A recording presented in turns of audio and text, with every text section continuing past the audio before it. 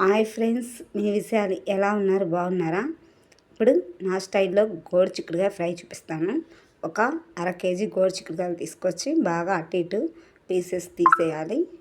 తీసేసి చిన్న చిన్న ముక్కల్లా కట్ చేసుకొని వాటర్తో 2-3 సార్లు క్లీన్ చేసి కొంచెం రాళ్ళు ఉప్పేసి కొంచెం వాటర్ వేసి గ్యాస్ మీద ముట్టించి బాగా చిక్కుడుగాయలన్నీ ఉడకనివ్వాలి. తర్వాత ఉడికిన తర్వాత ఒక గంటతో చూస్తే మనకి చిక్కుడుగాయ ఉడికిపోయినట్టు అర్థమవుతుంది. చిక్కుడుగాయలో వాటర్ అంతా తీసేయాలి. తీసేసి చల్లారిన తర్వాత మనం ఆ వాటర్ని కూడా పిండేసేయాలి. ఒక బాండీ పెట్టేసి ఆయిల్ వేసి ఆయిల్ వేడెక్కిన తర్వాత తాలింపు గింజలు వేయాలి. తాలింపు గింజలు అంటే ఆవాలు, జీలకర్ర,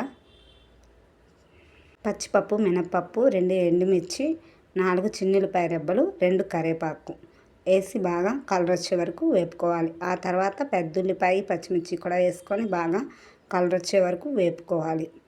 మనం ముందుగా రెడీ చేసుకున్న చిక్కుడుగాయలు కూడా వేసుకొని బాగా కలపాలి. ఆ తాలింపు అంతా చిక్కుడుగాయలో మగ్గాలి.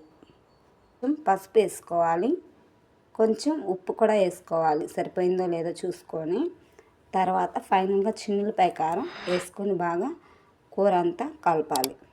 కొత్తిమీర చల్లేసుకోవడమే. చిక్కుడుగాయ ఫ్రై రెడీ. వీడియో నచ్చితే లైక్ చేసి సపోర్ట్ చేయండి. Bye friends.